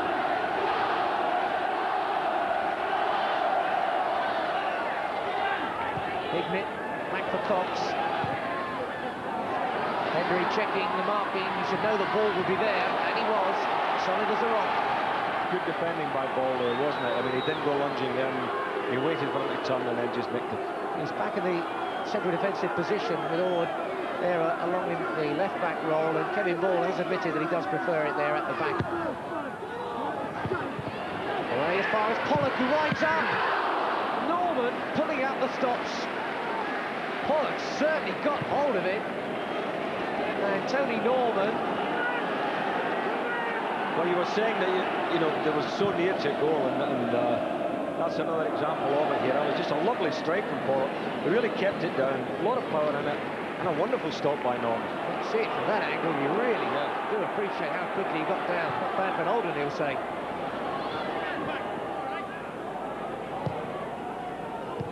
Hendry doing well to bring that ball down, and Moore now popping up on the right, and Robson and Pollock shaping up for another effort, but that one nowhere near the quality of the earlier strike. No, he didn't get a hold of that one, but a lot more movement with the Boro team, and as you were saying there, Little Moore is getting involved. He's come across to the right, he's moving back over the left at this stage now, but it's when you get movement with players and people are not static, that's when you can make things happen. Ferguson turning smartly, Pearson playing it in, Ord away, Cox, who's suddenly pushed on a lot more in these last 10 minutes. Hendry, Hignett making a run, but it's square for Pollock. Robson will want it, Fleming is out wide, Robson comes back in, Hendry, and Russell blasting it forward. Fleming, Robson deep.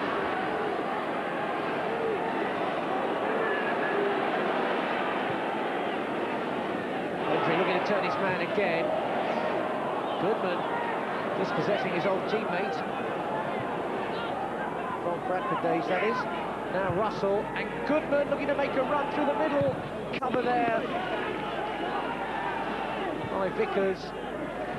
Goodman, though, threatening again. Now is seeing that one go over his head to Curtis Fleming. Moore just in field. Pollock, Robson. Cox has really pushed on again. Wilkinson can't get there. Hendry, Kubicki thumped away.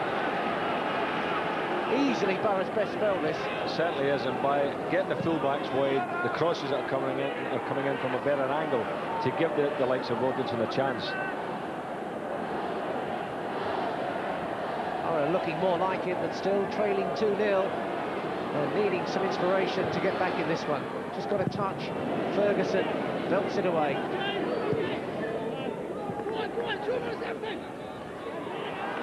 Fleming getting away from his man neatly there.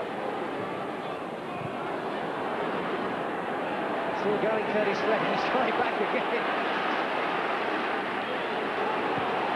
Well played, Gary Hours. Pollock.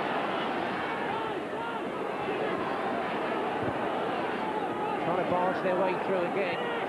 Fleming. Lifted towards Wilkinson. Norman Foolish you like a basketball player there at the back. Unruffled character, Tony Norman.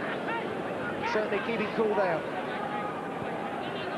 Look, Ferguson on the ball now, I think, has done ever so well for Sunderland this afternoon. He's demanded the ball all the time.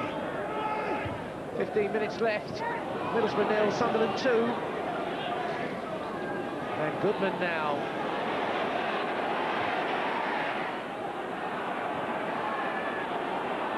Robson. Hendry. Ends of space on the left.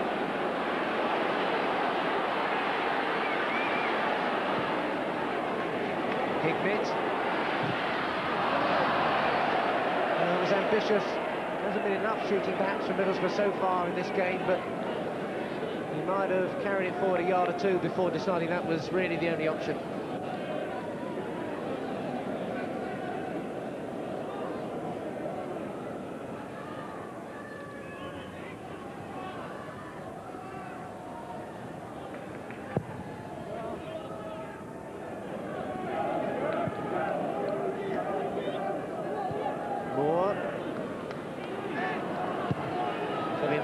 Flags up on the far side.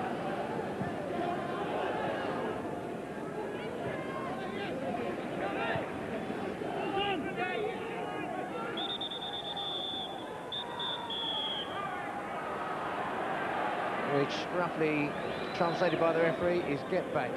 It's the linesman saying exactly where it should be taken. It's overhit, that one.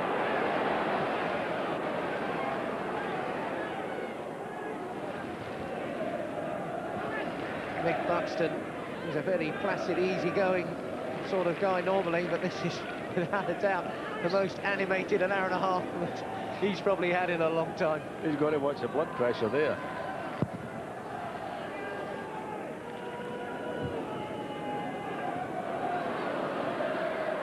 Norman can collect that one. We'll just be pleased with the way that Sunderland have taken their chances and competed. They look pretty composed as well. Well, they have. I mean, they've been put through the ringer in the last 15 minutes or so by the Boro, and you've got to expect that. I mean, we're talking local derbies here, and the home team 2-0 down. They've got to make a show here. They've got to try and get back in the ball game. And Sunderland, you know, are defending, but I think defending reasonably well. But Mick Buxton's obviously looking for just a little bit more from him. Now Hendry with a chase. Melville. And the linesman was the right side of Melville to see if there was an offence. Referee was blindside, and he was quite happy. Looking for the shorter corner here as we see the players pushing forward more. It's Cox now, lifting it in. Flying effort away. Moore. Moore, a little touch. Moore. What a terrific goal. Alan Moore. And if any goal can inspire a team, surely that one from Alan Moore will do. Fabulous finish, that. You could see it coming. He knew what he was going to do, didn't he? Wonderful strike. Oh, really superb shot, wasn't it? Now that surely has got to lift them back into this game. Got the crowd going, who had gone silent in the last 10 minutes or so, but they're going again, and I think we can look forward to a little bit of a charge now from the Boro. What a terrific goal, and Alan Moore, who scored for the Republic under-21s in midweek, coming up with a goal he'll have to wait a long time to better. Look at that, like a shell. So, now we really have got the last 10 or 12 minutes on our hands. It's Middlesbrough 1, Sunderland 2, Alan Moore. And about 11 minutes plus stoppage time. And there's a deal of that after that injury to Brian Robson. And this game has continued to boil right through the second half.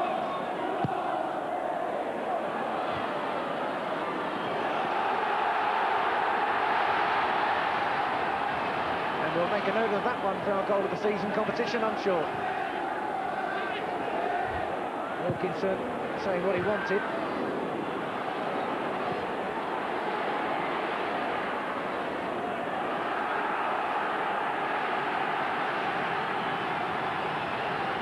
Fleming. The what a difference a goal makes. Totally different Boro side now. And that composure we've just been talking about that Sunderland have shown will really be tested now. It will be a torrid last 10 minutes.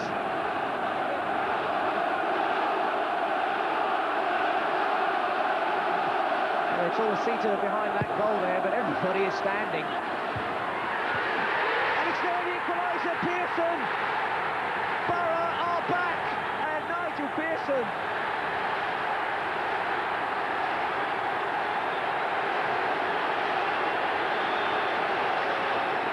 What a goal! There's the jump by Vickers, and there is the finish from Pearson. Classic. Well, the centre-back's in the act in this one. Vickers with the ball nodded back, and there was Big Pearson just kind of glancing header on it. But you always felt, you know, once you got the first goal that another one might be in the offing, and here it comes. And a good one it was too, wasn't it? Big fella redirecting the ball, and Norman really didn't have a chance. So Vickers there, set it up, and now we're away again. And it's Hendry and Wilkinson and Hendry! Oh, that was absolutely gilt-edged. Hendry went for it himself. Wilkinson was alongside him, and that should have been 3-2. Well, I mean, a wonderful run, and really Wilkinson is there, but I thought John Henry was going to hit it first of all. He come inside, and really, he's got to knock it past the goalkeeper's right hand. He's went for a narrow end and hit the rigging on the outside. He's got to knock it in past the goalkeeper's right-hand side there. So, everything to play for. Can we get a winner now? Middlesbrough 2, Sunderland 2. More Pearson, 2 in 2 minutes. What drama. Oh, the last league derby here at Ayresome Park. And certainly they're going out here in style. Really should have been 3. I don't think you can get over that one, can you? No, I thought, well, here we go, you know, bang, there we go, from 2-0 down to 3-2 up in the space of minutes, but there you go. Full value this one, full value all the way.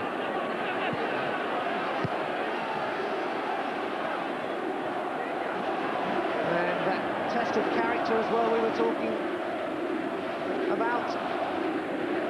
Middlesbrough not found wanting at all. Viv Anderson on the right there, and John Pickering mighty relieved, I'm sure, above all else. A defeat. The game's not over, remember, home to Sunderland. Would have been a sorry blow, but here's Russell looking to be a real hero, and Miller has to pull it out again. Russell's had a game and a half, especially when he's had a sight of that goal. He was unlucky there, Russell. The ball just got knocked a little bit angled for him, but he still had it on target. The goalkeeper had to make a save. Looked sharp when he's had to get down, Alan Miller. Yes, he has. He's made some great saves today. Now it's Sunderland's corner. This one really could go either way. Goodman up there, and Miller. Huge cheer from the Holgate end behind him.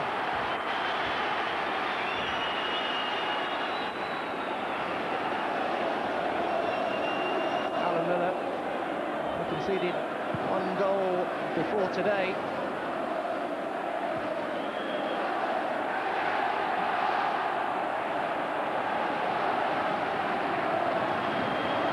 Robson taking this free kick, and Brian Robson, you can bet your life, will be looking now to win this one. Robson lifts it in, holding there on Wilkinson, but the referee says that was pushing in. Melville getting the benefits. Wilkinson didn't agree, but I suppose he wouldn't. Referee was well positioned, it must be said. Well, I can never understand actually how the referees make these decisions. You know, if the ball is coming over your head, you've got to back up to try and get it. And I didn't see anything wrong with that challenge at all.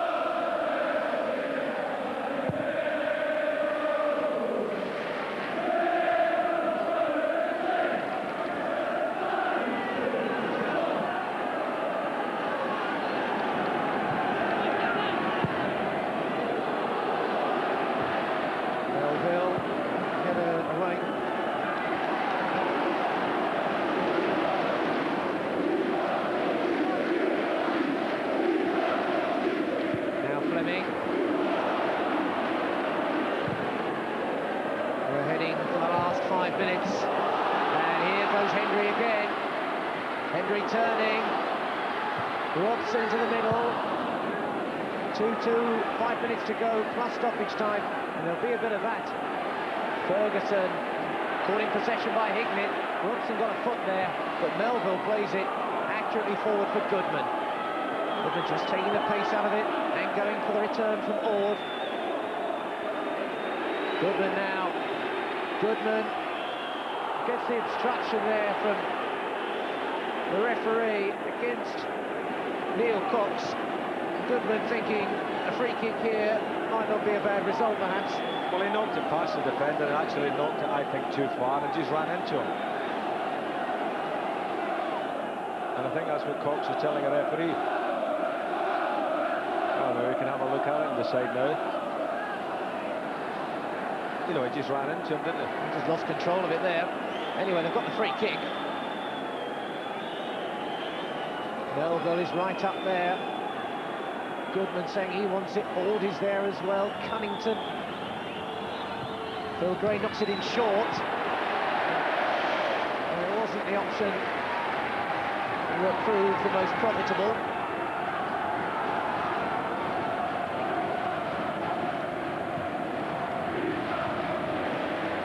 Goodman.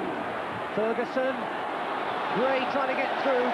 Cox was there again. Certainly no obstruction that time. Phil Gray making a really threatening movement then.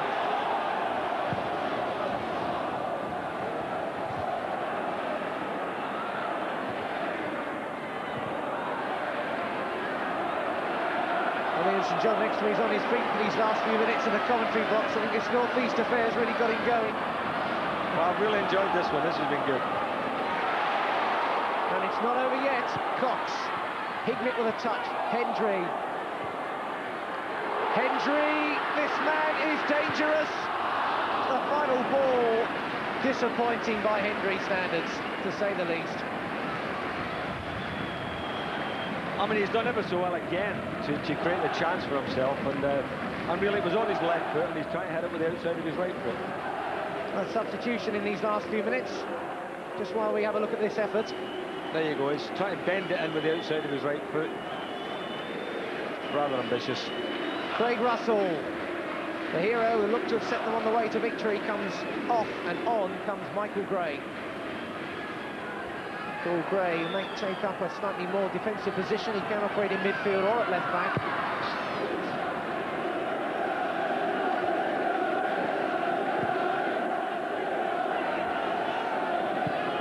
Vickers rashing it forward. Cunnington back. One of Ian St John's jobs here, trying to pick a man of the match.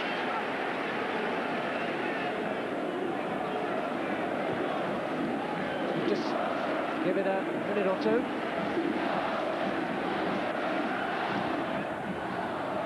Wilkinson. Hignett.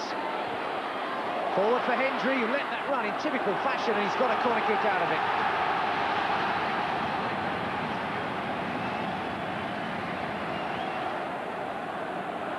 Well, Hendry taking up a middle position. Over comes the corner. Michael Gray has just come on, whacks it away.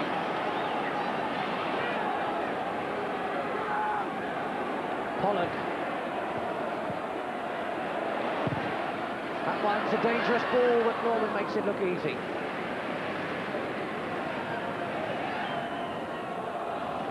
Big Buxton, well, he's seen another victory slip away from him, and so it would seem, and that's really been the case recently. They had Grimsby beaten, let it drift, and they had Wolves rocking and couldn't press home. They had Middlesbrough almost buried, but they have come back.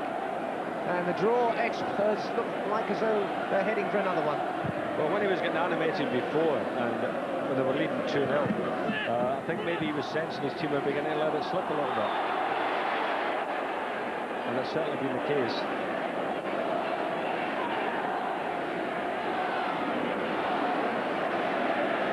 Well, we've got a bit of a respite here. Man of the match decision then Say? Well, it's not very, very difficult because it's been one of those games that 1 minute you thought Sunderland had it in the bag, and then the Boro come back and they've got the draw out of it. Let's just see what happens here. Robson hooks it away. But I do think that anybody that scores a couple of goals in a derby match deserves to be the man of the match. And I think that young Craig Russell, for me, scoring 2 goals, he's done enough, and I think he wants the man of the match. Thanks, Ian. Craig Russell, man of the match, but we might just get another headline maker. We're into stoppage time. Somebody can pull out something now. They will be the toast of either Tees or Weir. Miller didn't come for it, didn't need to because put it away. John Pickering in the middle there, in the dugout for Middlesbrough. They've gone through the ringer, and still Pollock full of running.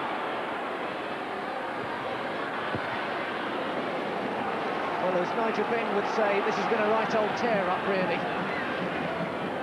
Yeah, it's certainly been a tear-up, that's for sure. And it's not all over yet. Oh, Hendry's got away, has he? But not from the offside trap. And they kept a good line there, Sunderland, and at the back, even though Middlesbrough have pulled it back to level pegging, Sunderland's defensive performance, when tested, has been quite impressive. Hendry just straying the wrong side.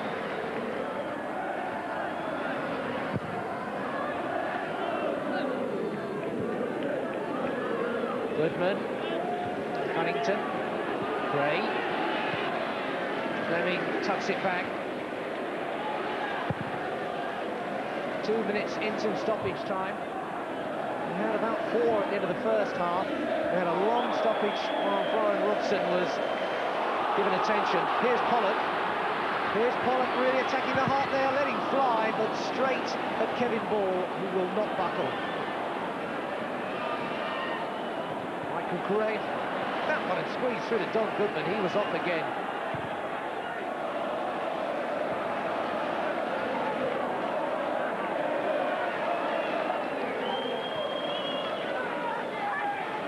Sunderland, I'm sure, will feel that though they've let victory slip,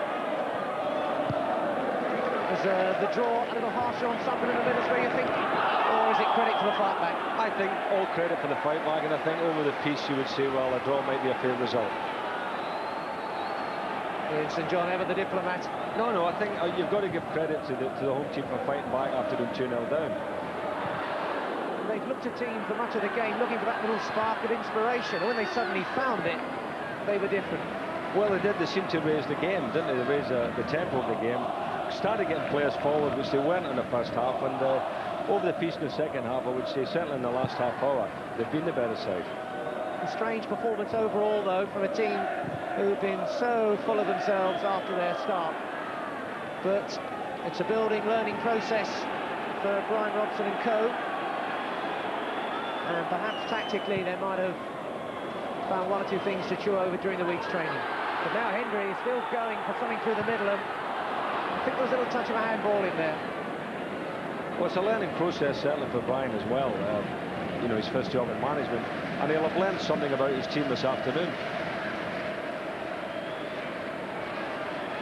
Well, he certainly gets first-hand experience because he's been in the thick of everything till that terrible blow early on in the second half, and I'm sure he wouldn't have missed his first North East derby for anything.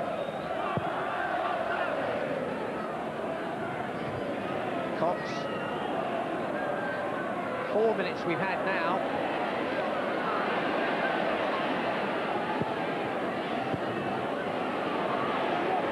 Gray.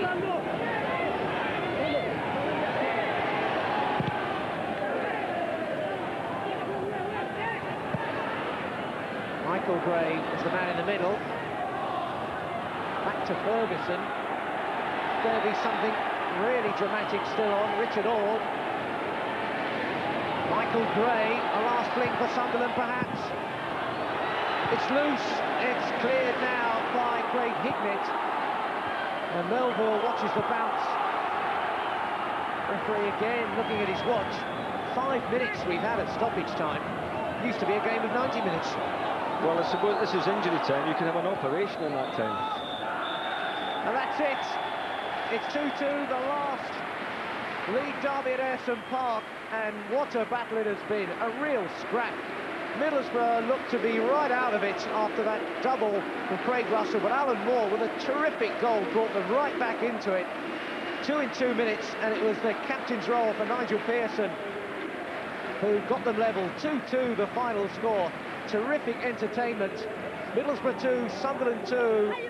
What a great derby match.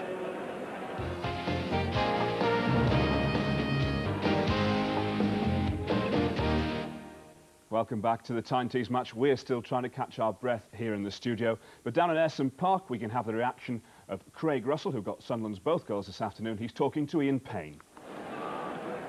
Craig, many congratulations. You must have mixed emotions after that match. Yeah, I thought 2-0, thought we had the game sewn up, and we got hit with 2 really, but I would say bad goals. They left it very late, didn't they? And you put Sunderland in such a commanding position. Yeah, well, I came on here and were underdogs and went 2-0 up, and I thought we were going to win the game. Before I came back strongly and got the point. Your first goal especially must have given you a lot of pleasure. Yeah, I hadn't really been in the game much, and to come out with us on the left, I just knocked the pass, dating back more and just put in the bottom corner. And it was a good start for us. And you might have had a hat-trick towards the end there. Yeah, maybe should have done. The goalkeeper's pulled off a good save, but maybe they should have put it across and scored. Had to settle for just the 1 point, Craig, but your own performance has earned you in St John's nomination as man of the match. Phil Corcoran is here from Ensley and shows to present you with a well-deserved trophy. Congratulations.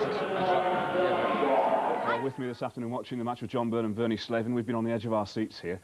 Bernie, what a fight back. Great fight back. Just 2 great goals, and unfortunate for Sunderland because they played very well today. And John, really, when that second goal went in for Sunderland, it was a tremendous blunder at the back by Middlesbrough, but we thought that had sealed it. Well, I thought they had the game sewn up. You know, for 60 minutes they've totally dominated the game. Here's a goal now. This is a great ball from Gary Howes, who I thought had a great game today. The keeper and Nigel Pearson, bit of a mix-up, and Craig will never have an easier chance than that. We've been saying all afternoon really that the defences were so solid, it was a shame to see Pearson miss out that way. That's right, it was just a total mix-up, and the lads in at the back stick, and 2 good goals on his part. And John, we saw Mick Buxton really getting G'd up there in the second half. He really looked as though he wanted to get his players back into the game, and said they stood off. Yeah, well, we were talking like during the match, and I said as soon as you get a 2-0 lead, you tend to take your foot off the gas a little bit, and I think that's what's happened with Sunderland. You know, Gary Howes was making great runs up until then, and Richard Ord was making good runs, and for a little while they sat back and let Middlesbrough back into the game, and all fair play to them. You know, they did it brilliantly. And they did it brilliantly with this goal from Alan Moore. I mean, it was a stunning strike, wasn't it? That's right, he just touched it by his man and crashed it left foot. Fortunately, it went through the lad's legs, but what a strike, top corner. From the moment he went past him, you thought that was it, goal written all over. That's right. They've tried to clear it, Sunderland, and it has felt to Moore. He's touched it by. As I say, it's a great strike in top corner. Keeper can do nothing about that. Alan Moore was just a young lad while you were still there. He's shown some That's right, he's come on leaps and bounds, and he had a great season last season, and it looks as if he's carrying it on this year. And a real striker's finish there, John. Oh, it's a fantastic goal. I mean, it's not dissimilar to the goal Craig Russell scored. You know, he's hit it across the goalkeeper. You know, we're a little bit higher, it's right in the top corner. Great goal. And they flew into action with that next goal, the equaliser. I mean, what an equaliser it was. Yeah, it was good. A great corner. Vickers has got up, he's had a great header in there, and, you know, Pearson's poaching there and scored a nice little flick header. Bernie? Yeah, it was a great cross in, and Vickers was up brave there, and Pearson's on the end of it, and it was a fine goal. Yeah, I think once Middlesbrough got the first goal, you know, you could sense the second one was going to come all the time. And really, John Hendry could have wrapped it up a minute or so later. We'll take a look at that in our next part of our programme, because we're going to take a short break, but don't go away. More reactions from Ayresome Park coming up very soon.